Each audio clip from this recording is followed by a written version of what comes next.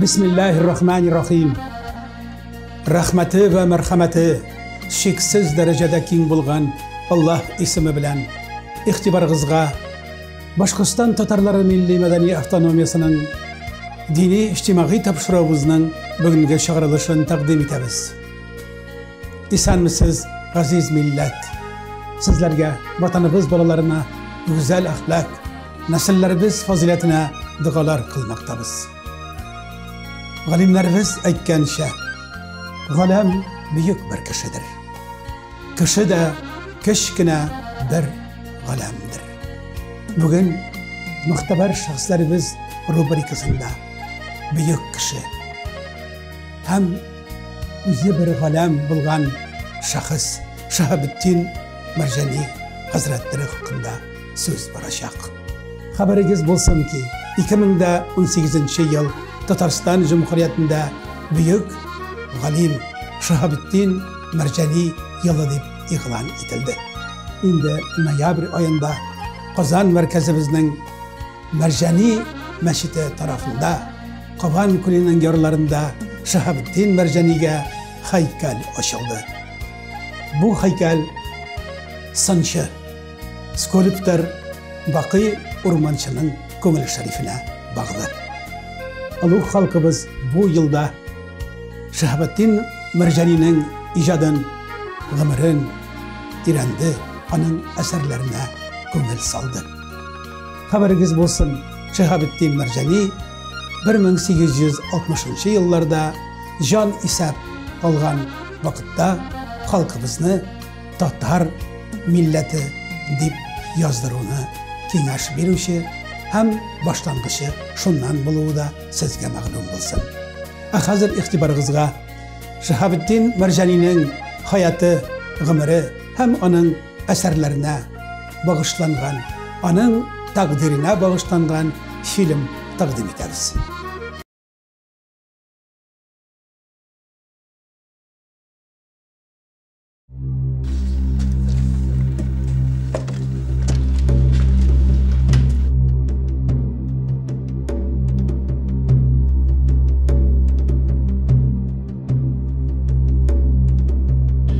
Керек булса, әйтеп бирәм, ул шәп хәзрәт.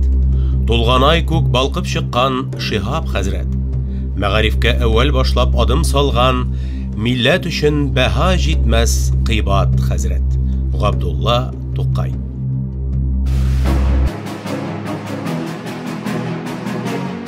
Он 18 гасыр ахыры һәм 19 гасыр башы Россиядә капитализм формулашу чоры булып тора.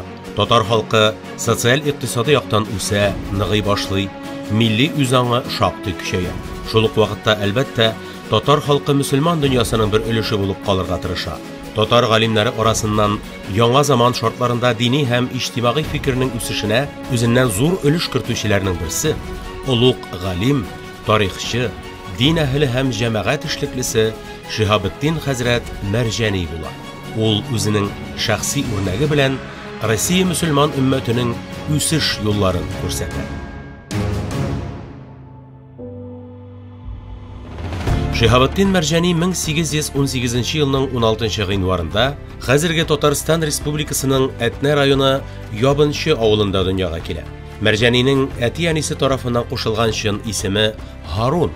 Аның балалык һәм үсмер чагындагы укудагы тырышлыгын, дин белеме алуга хирыслыгын, омтылышын күреп соңрак аңа Shahabuddin дигән кушамат тагылар. Бу атылучы ислам йолдызы дигәнне аңлата. Аның бабасы Габдулкуддус Марҗан авылына нигез салучы була.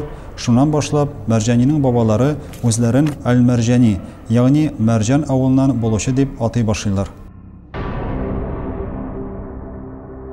Harun туып берничә ел үткәннән соң Marjanining гаиләсе күрше Ташкичу авылына күчеп китә. Улуг галим үзенең балачак һәм яшьлек хатирәләрен нәкъ шушы авыл белән бәйли.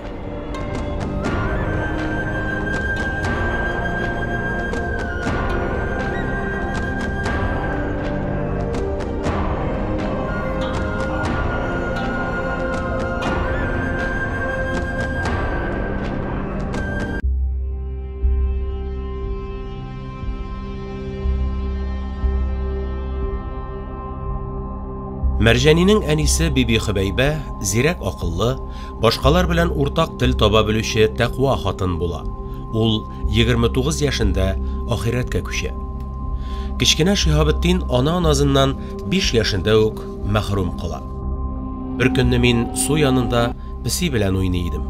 Шул вакытта мине әнием чакыра дип өйгә алып керделәр. Ул чагында әнием авырый иде инде. Мин аның янына килгәч, ул кайгыга баткан күзләре белән миңа карап торды да: "Эй бала, миннән соң анаң кем булыр? Кемгә әнкәй дип әйтерсең?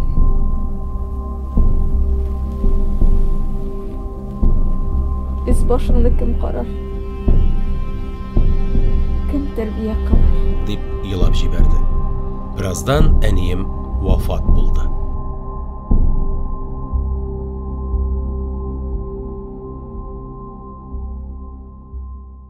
آمن الرسول بما أنزل إليه من ربه والمؤمنون.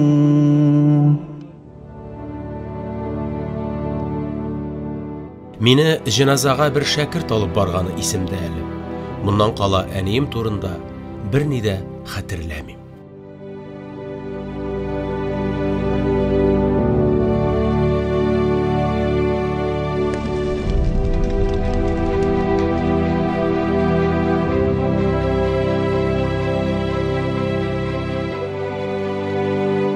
Ул әлбәттә коры җирдә чыккан галим түгел. Ул аларның нәселдән килгән kitapxaneleri de bay bulgan, onlar okumuşlu bulganlar, çünkü imamlar nesilden gelgenler bit alır.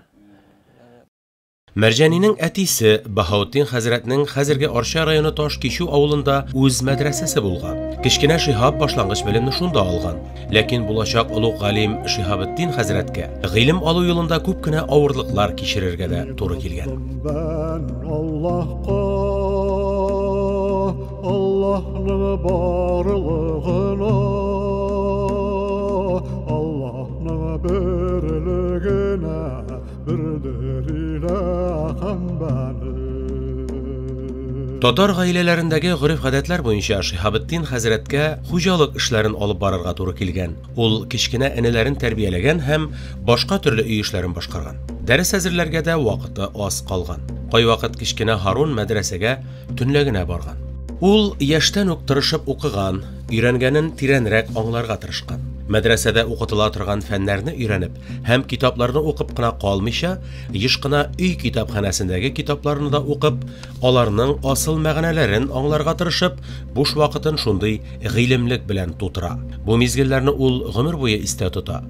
Шәмнең тонык уты янында яшь Мәрҗәни якты мәгърифәт юлына баса.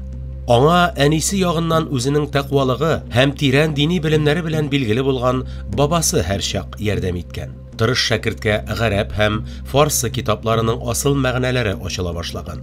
Гомер буе Шиһабетдин Мәрҗәни үз бабаларын һәм халкын яратып, кадерләп яшәгән. Шиһабетдин Мәрҗәни бала чактан ук мустақил һәм күп уйланучан булган, яңа уен төрләрен уйлап тапкан һәм яшьтәшләрен мавыктыра алган. Шиһабетдин Мәрҗәни башкалардан үзенең нык сәламәтлеге һәм физик көче белән аерылып тора. Бик кыю һәм батыр була. Үсмер чагыннан ук милли көрәштә катнаша башлый. Сабан туйларында көчле һәм узын буйлы иратларны җиңә.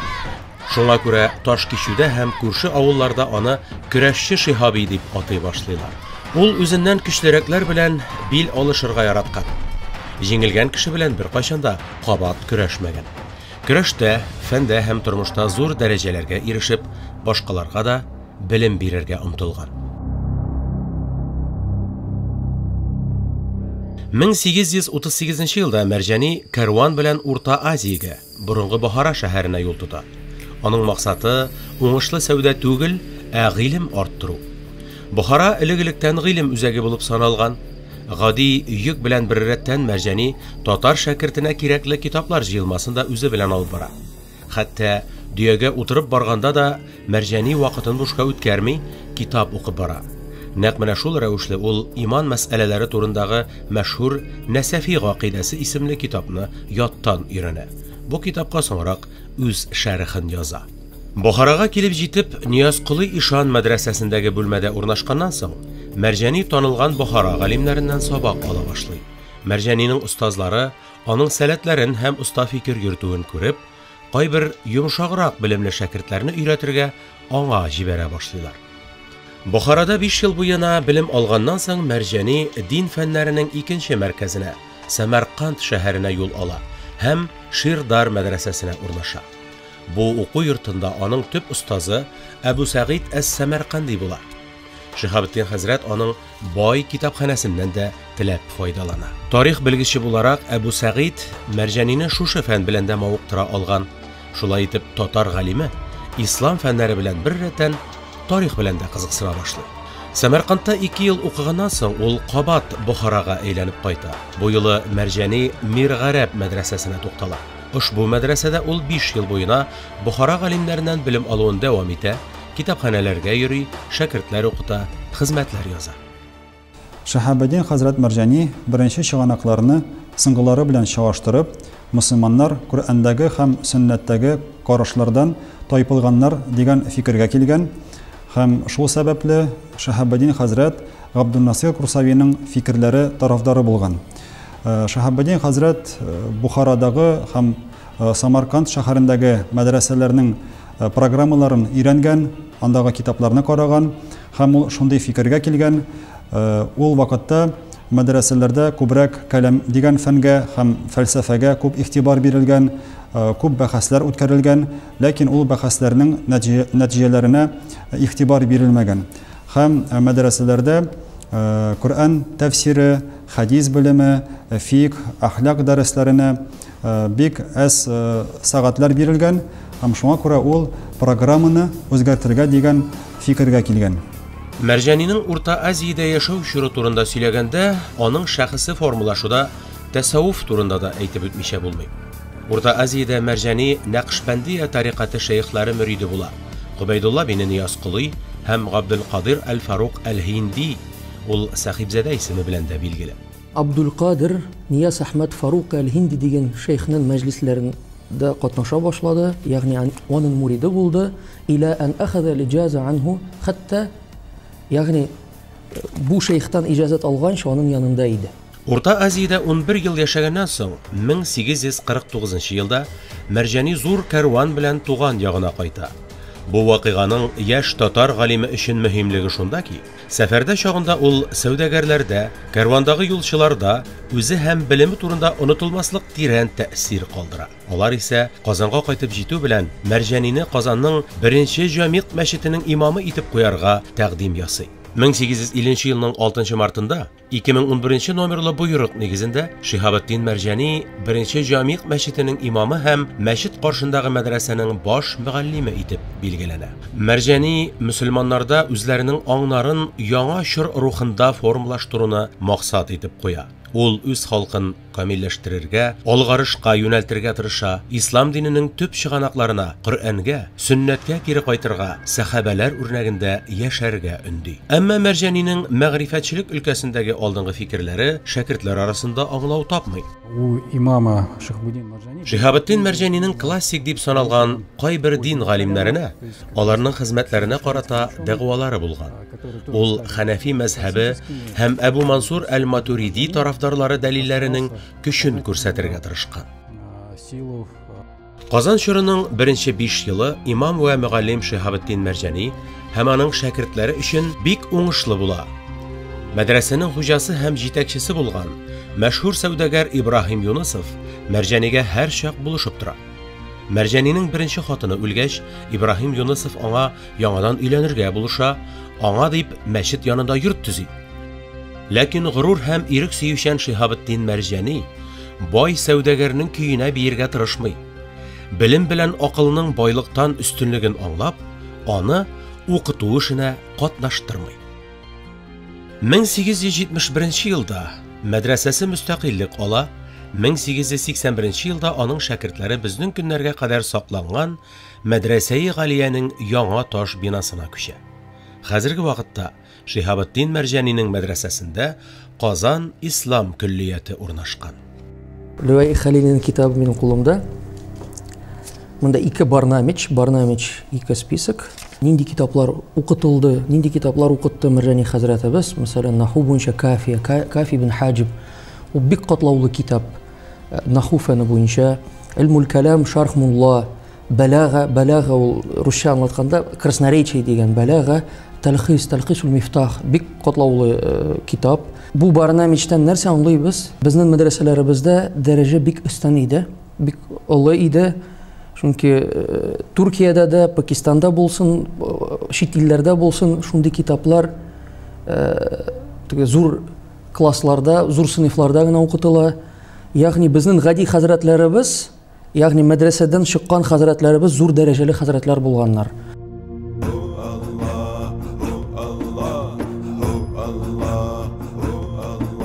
İrenlerinin mağfirinde yağar rahmet sohbetinde Nitilesen de buladır dervişlerinin sohbetinde Nitilesen de buladır dervişlerinin sohbetinde Şihabetdin Хәзрәт мәдрәсәсендә Мурат Рәмзи, Кашраф Тәрҗемәни, Габдрахман Гомәри кебек дин белгечләре, педагог, җәмәгать эшлеклесе һәм журналист Габдулла Апанаев, күренекле татар җәмәгать эшлеклесе, педагог һәм тарихчы Хөсәен Фәйзханов, шулай ук башка күренекле кешеләр белем алган. Her kimde sohbette bulup Güneline mağna alır Yadı kilip bilim bulur Dervişlerine Диния нәзарәтенең 1859 елның 17 сентябрендә чыккан буйрыгы нигезендә Шиһабетдин Мәрҗәни Казанда бастырылган барлык Коръәннәрне дә тикшереп чыга торган булган һәм хаталы мөсхәфләр бастыруны булдырмаска тырышкан. 1867 елда ул диния нәзарәтеннән ахун һәм мөхтәсиб вазифасын ала. Тормыш авырлыкларына, дошманнарының төрле һөҗүмнәренә һәм гаепләүләренә түзәргә туры килүенә карамастан, Мәрҗәни бөтен тырышлыгын куеп ислам гыйлемен тарата һәм шул ук вакытта үзенең дини, тарихи хезмәтләр язуын дәвам итә. Шиһабетдин Мәрҗәни 30дан артык хезмәт авторы. Шуларның күпчелеге гарәп телендә язылган. Хезмәтләренең яртысы чамасы дини тәгълимат темасына, калганнары тарих, әдәбият һәм телгә багышланган. Аның беренче хезмәте Әл-Хикмәл Балига, иман мәсьәләләре турындагы Нәсәфи гакыйдәсе дигән китапка шәрх булып тора. Нәсәфи гакыйдәсе барлык хәнәфиләр һәм матуридилар өчен традицион тәгълимат булып санала. Шиһабетдин хәзрәт тотрыклы ислам кануннары, шәригать һәм татарларның дини тәгълиматы кысаларыннан чыкмый гына дини карашны үстерүнең нәтиҗәле методологиясен эшләп чыгара алган. Второй труд фундаментальный и очень известный Назуратуль Хак фи фардейт. Икенче мәшһүр хезмәте Назуратуль Хак фи фарзиятил гиша ва ин лам ягиб аш-шафак. Кыска җәйге төннәрдә ясту намазын укырга кирәклеген дәлилләр өчен Шиһабетдин хәзрәт Мәрҗәни бик күп чыганакларны кулланган. Ул төрле яктан үзенең фикерен дәлилләргә тырыша. Шуңа күрә Мәрҗәни фикъ методологиясе, Хәнәфи мәзһәбенең тарихы белән бәйле күп кенә теоретик мәсьәләләрне карап чыккан. Мәсәлән, Назуратуль Хак китабында ул фақихларның дәрәҗәләре турында язган. Тарихчылар Шиһабетдин Мәрҗәнине татар Геродоты дип атыйлар. Чөнки ул татар халкының милли тарихына нигез салучы булып санала. Ул безнең мусульман гына түгел, татарлар булуыбызны төшенер вакыт җиткәнен яхшы аңлый. Ул без татарлар булмыйча кем булыйк дип әйтә торган. Мәрҗәнинең 80нче елларда язылган хезмәтләрендә көнчыгыш традицияләре һәм яңа заман Авропа белемнәренең үрелүе чагыла. Мәрҗәни фәннең тарихы, аның үсеше белән кызыксына. Шушы чорда ул Вафиятул Аслаф ва Тахиятул Ахлаф, үткәннәр турында тулы мәгълүмат һәм тукымнарга сәлам дигән энциклопедия яза. Бу хезмәттә мөселман көнчыгышындагы 6057 галимнең, фикер ияләренең, язучыларның, җәмәгать эшлеклеләренең тәрҗемәи хәлләре бирелгән.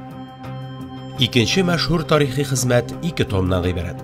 مستفاد الأخبار في أحوال قزان وبلغار.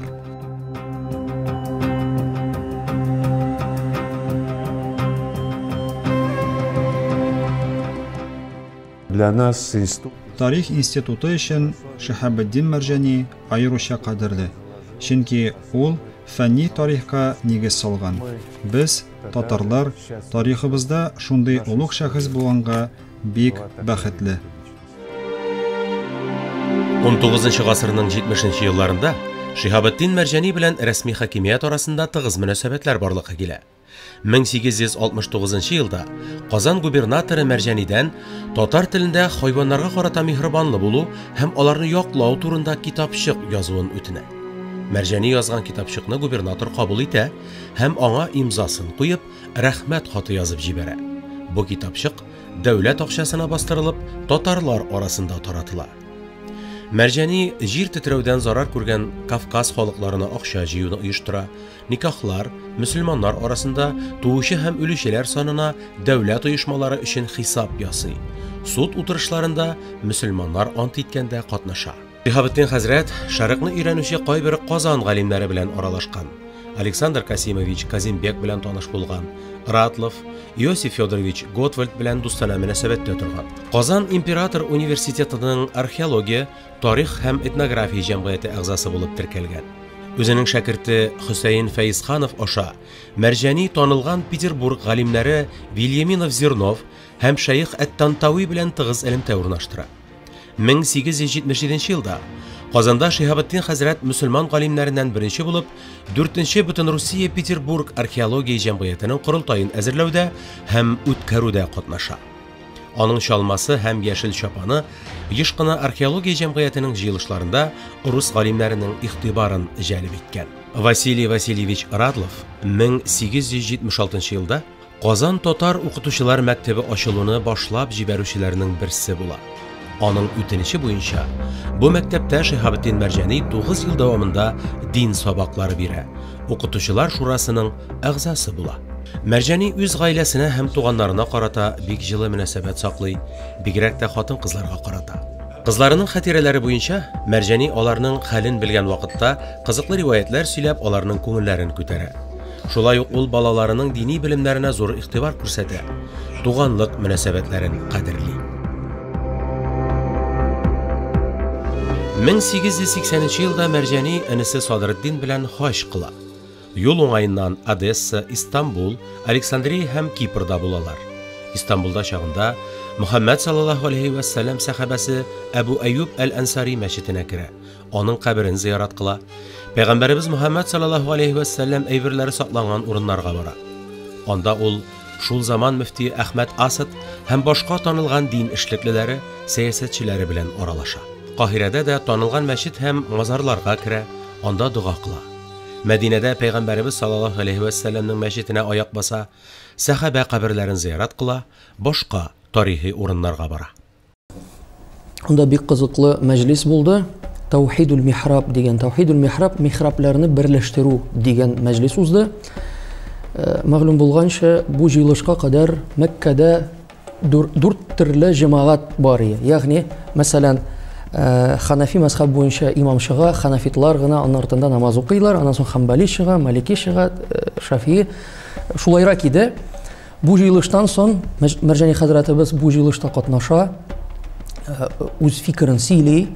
Бу җыелыштан соң бүгенгә кадәр бердән-бер имам аркасында намаз укыла башлыйлар, намаз укыйлар. Хәзердә кем хаҗда булды, барыгыз да шаһид булды. Сонда бердән-бер имам баса, барыбыз да мазхабка карамыйча бер имам артында намаз укыйбыз. Ягъни бик тарихи вакыйга булды бу.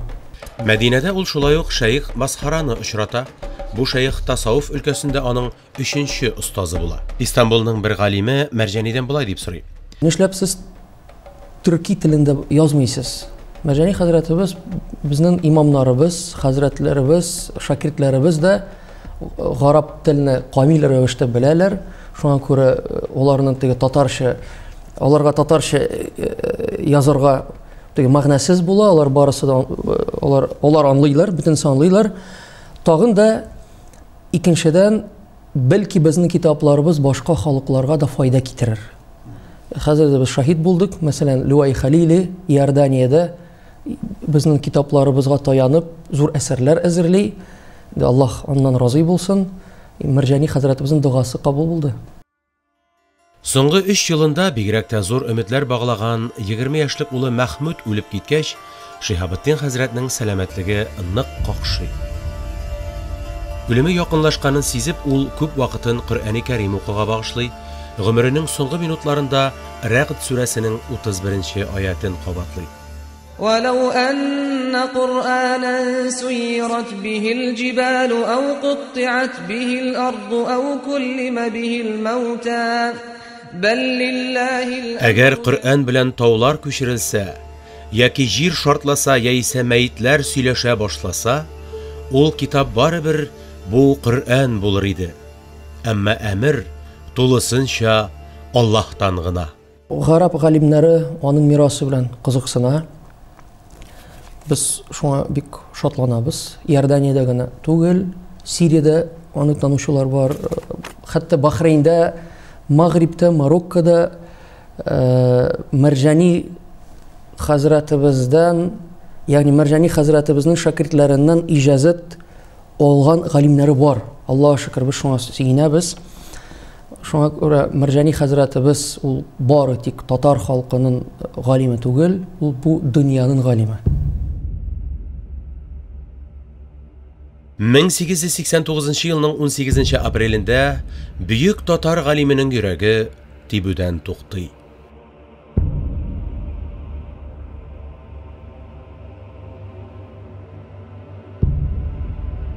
Onun ulu Burhanuddin Muhammad zor türküm kişiler qatnaşında cenaza namazını oqıy. Hem Marjanini Yağa Tatar bistəsi ziratına indirələr.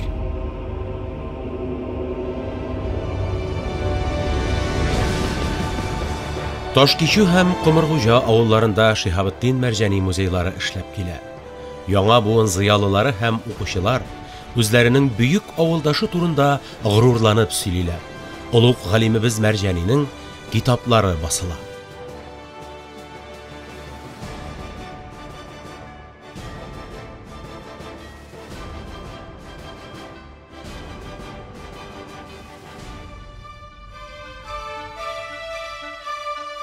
Bir can bilen tizden millet ite beyrem, şerefetlep tuğan günni bu muhterem, jismi ulik, ismi tirik bu hazretni, mahşerge şetiller siler, yazar kalem, Abdullah To'qay.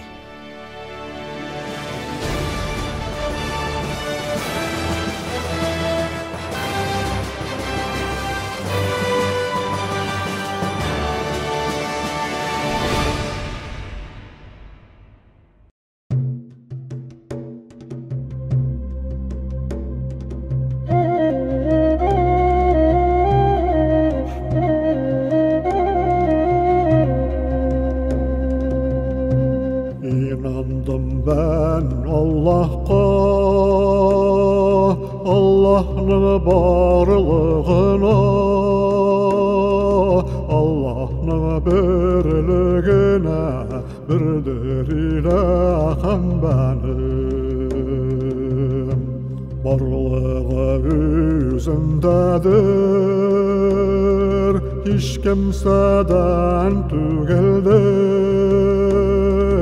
Üzülüğünden bulgandır, birdir ilahım benim. Allah'ın barlığına, evvel ahırı yuğana, bitmez dahi yuğana, birdir ilahım benim. Bir ilahım üzünsen, her nerseni bar etken, her kimge rizık birgen, birdir ilahım benim. Her kimge rizık birgen, birdir ilahım benim.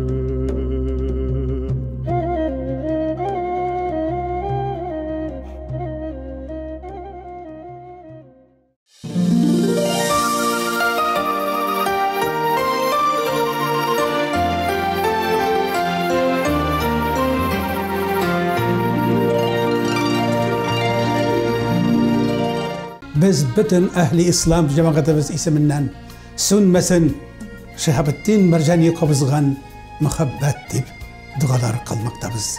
Rabbimiz Allah bizlerini vatansız etmesin. Allah bizlerini galimsiz etmesin. Allah bizlerini Kur'ansız etmesin. Allah bizlerini bayraksız hem gaskarsiz etmesin. Bugünkü programımız şunun bilen tamam. İhtibarınız için zor rahmet, isan, iman yaşayıp tuğanlar.